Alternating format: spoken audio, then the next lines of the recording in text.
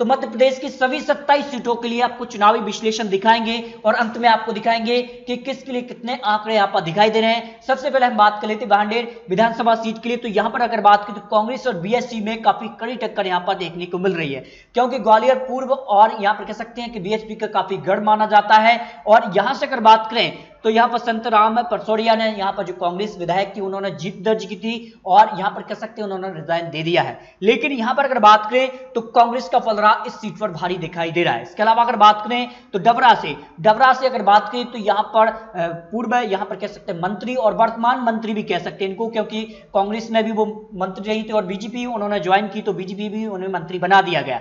यानी साफ तौर पर बीजेपी के लिए बात करें या फिर सिंधिया समर्थक के लिए तो ऐसे 14 मंत्री को बीजेपी ने इस बार जो है मंत्रिमंडल में जगह दी है जो वर्तमान में विधायक ही नहीं है। यह भी काफी महत्वपूर्ण क्वेश्चन बन चुका है और कहीं ना कहीं कांग्रेस इसको लेकर चुनावी मैदान में भी उतरने वाली है, ऐसी बड़ी खबर है।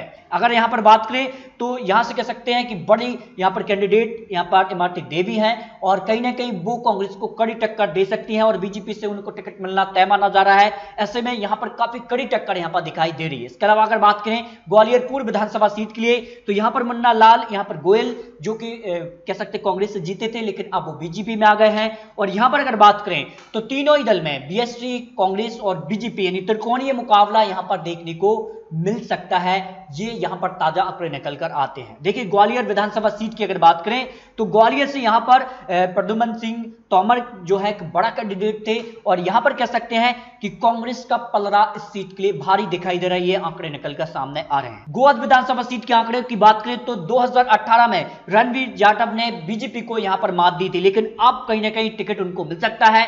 लेकिन कांग्रेस का इस सीट के लिए पलड़ा भारी दिखाई दे रहा है, क्योंकि इन 27 सीटों में से 26 सीट ऐसी हैं जो कि कांग्रेस के कैंडिडेट ने जीती हैं। अब अगर बात करें तो मेहगांव से यहां पर कह सकते हैं ओपीएस परसोड़िया ने 2018 में जीत दर्ज की थी, लेकिन अब पाला बदल चुके हैं और बीएसपी और कांग्रेस में सीट के लिए काफी कड़ी टक्कर यहां पर दिखाई दे रही है। अब बात करते हैं अंबा से, तो अंबा से यहां पर कह सकते हैं कमलेश जाटव ने रिजाइन दिया है और अब वो बीजेपी में आ चुके हैं। लेकिन अंबा विधानसभा सीट की बात करें तो कांग्रेस और यहां पर कह सकते हैं बीजेपी में कड़ी टक्कर है, लेकिन कांग्रेस का पलड़ा यहां से भारी दिखाई दे रहा है। दिमनी विधानसभा सीट के आंकड़े अगर आपको दिखाएं तो यहां पर कह सकते हैं कि कांग्रेस का जो है पलड़ा भारी दिखाई दे रहा है। इसके अलावा सुमावली विधानसभा सीट की अगर बात करें तो ऐदल सिंह कसाना जो कि कह सकते हैं कि 13,313 वोटों से यहां पर जीते थे और अब वो बीजेपी में आ चुके हैं। लेकिन कहीं ना कहीं जनता उनके खिलाफ जा सकती है और यह अनुमान लगाया जा रहा है कि ऐदल सिंह कसाना यहां से जो है कुछ कह सकते टक्कर देखने को मिल सकती है, लेकिन कांग्रेस का पलड़ा भारी दिखाई दे रहा है। लेकिन वो बीजेपी में आ चुके हैं तो ऐसे में जो है इस सीट पर कांग्रेस का पलड़ा एक बार फिर से भारी दिखाई दे रहा है। इसके अलावा नेपानगर की बात करें तो नेपानगर से जो है सुमित्रा देवी जो है हाल ही में रिजाइन दिया है। ऐसे में ये सीट जो है यहां पर कह सकते हैं कि काफी टक्कर में है, लेकिन यहां पर कांग्रेस का पलड़ा भारी है। इसके अलावा मलहरा विधानसभा सीट से भी हाल ही में जो है कह सकते हैं कि जो है प्रद्युम्न सिंह लोधी ने यहां पर रिजाइन दिया है। ऐसे में जो है सीट पर कांग्रेस का पलड़ा भारी दिखाई दे रहा है। अब देखिए जौरा विधानसभा सीट की बात करें तो जौरा विधानसभा सीट जो है यहां पर कह सकते हैं कांग्रेस विधायक का निधन के कारण ये सीट खाली हुई है और ये सीट जो है एक बार फिर से आसानी से जीतती नजर आ रही है। यहां पर कांग्रेस अगर विधानसभा सीट की अगर बात करें तो यहां से बीजेपी विधायक का निधन हुआ था, इस कारण से यह सीट खाली हुई थी और इस सीट पर जो है बीजेपी आसानी से जीत दर्ज कर सकती है। अब बदनावर विधानसभा सीट की अगर बात करें तो यहां पर राजवर्धन सिंह ने यहां पर रिजाइन दिया था और अब क्या जनता के बीच वो जाते हैं तो क्या उन्हें जनता चुन पाएगी, लेकिन कांग्रेस का यहां पर पलड़ा भारी दिखा रहा है। अगर आपने कांग्रेस के लिए भी जो उम्मीदवारों की लिस्ट भी यहां पर लगभग फाइनल हो चुकी है, उसके लिए भी मैंने अलग से वीडियो बनाया था। अगर वो वीडियो आप नहीं देखा है तो यहां पर देख सकते हैं और अलग से मैं कुछ और नया वीडियो दूंगा तो आप चैनल को सब्सक्राइब भी कर लीजिए। देखिए अगली अगर विधानसभा सीट की बात करें तो सुमासरा विधानसभा सीट की अगर बात करें तो यहां पर अगर बात करें तो बीजेपी और कांग्रेस में कड़ी टक्कर देखने को मिल सकती है। यहां पर अगर बात करें तो हाटपिपलिया से विधानसभा सीट से भी अगर बात करें तो कांग्रेस का पलड़ा आसानी से यहां पर भारी दिखाई दे रहा है, क्योंकि मनोज चौधरी ने रिजाइन दिया था और जनता कहीं ना कहीं अब कांग्रेस के साथ एक बार फिर से जा सकती है। सांबेर विधानसभा सीट की बात करें तो आप कह सकते हैं मंत्री हैं तुलसी सिलावट और कहीं ना कहीं बड़े कैंडिडेट माने जाते हैं, लेकिन यहां पर कड़ी टक्कर मिल सकती है। तुलसी सिलावट को, क्योंकि यहां पर अगर बात करें तो बीजेपी से बड़े कैंडिडेट जो है नाराज हैं और वो कांग्रेस में जा चुके हैं। ऐसे में कड़ी टक्कर यहां पर देखने को मिल सकती है। अब देखिए अनूपपुर विधानसभा सीट की बात करें तो बिसासु लाल सिंह ने यहां पर जो है रिजाइन दिया था और यहां पर कह सकते हैं कांग्रेस का पलड़ा एक बार फिर से भारी दिखाई दे रहा है। प्रभुराम चौधरी भी बड़े कैंडिडेट माने जाते हैं कांग्रेस की तरफ से, लेकिन वो बीजेपी में आ चुके हैं। ऐसे में अब यहां पर भी कड़ी टक्कर देखने को मिल सकती है।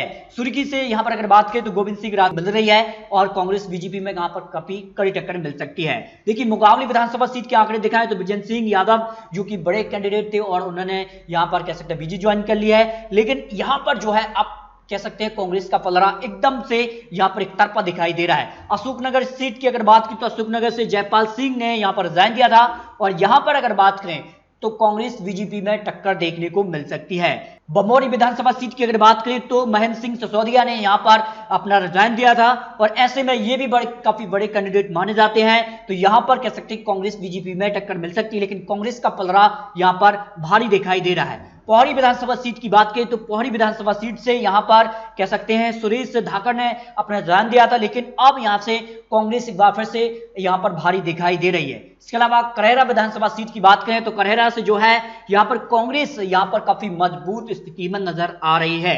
27 सीटों के लिए आपको आंकड़े दिखाए हैं, तो कौन कहां से भारी और किसको कहां से टक्कर मिल सकती है और किसका पलड़ा यहां पर भारी दिखाई दे रहा है। इसके अलावा अगर बात करें तो जो आंकड़े अंत में निकल रहे हैं, यानी बीजेपी ने 14 ऐसे मंत्री बना है जो वर्तमान में विधायक नहीं है। जनता जानती है कांग्रेस इसका फायदा उठा सकती है। इसके अलावा कहीं ना कहीं लोकतंत्र के हवाले देकर यहां पर कांग्रेस जनता के बीच जा सकती है और कहीं ना कहीं सरकार जिस प्रकार से गिराई गई है और जनता के बीच वो जाकर ये सारी घटना बताएंगे और जनता उनके पक्ष में जा सकती है, ऐसा सर्वेकर्ता बड़े एक्सपर्ट लोग आंकड़े रख रहे हैं। इसके अलावा अगर बात की तो 8 सीटों पर कड़ी टक्कर देखने को मिलेगी, यानी बीजेपी कांग्रेस में 8 ऐसी सीटें हैं जहां पर काफी कड़ी टक्कर है। इसके अलावा देखिए एक सीट बहुजन समाज पार्टी भी यहां पर जीत रही है, यानी समाजवादी पार्टी जो है वो भी एक सीट यहां पर निकाल सकती है। इसके अलावा बीजेपी के लिए अगर आंकड़े दिखाएं तो 8 सीटों पर तो कड़ी टक्कर है। उन 8 सीटों में बीजेपी 8 भी जीत सकती है, हो सकता है कि कुछ ना जीत सके। ऐसे में 3 सीट तो उनकी आसानी से निकलती नजर आ रही है, जिनमें अगर बात करें तो कुछ ऐसे बड़े कैंडिडेट हैं जो इन सीटों को जीत सकते हैं। इसके अलावा बीजेपी से एक निधन के कारण सीट भी यहां पर जो आगरा सीट आसानी से बीजेपी निकाल रही। इसके अलावा अगर बात करें तो इमरती देवी और यहां पर कह सकते हैं गोविंद सिंह राजपूत वाली वो सीटें हैं। इसके अलावा तुलसी सिलावट वाली सीट है।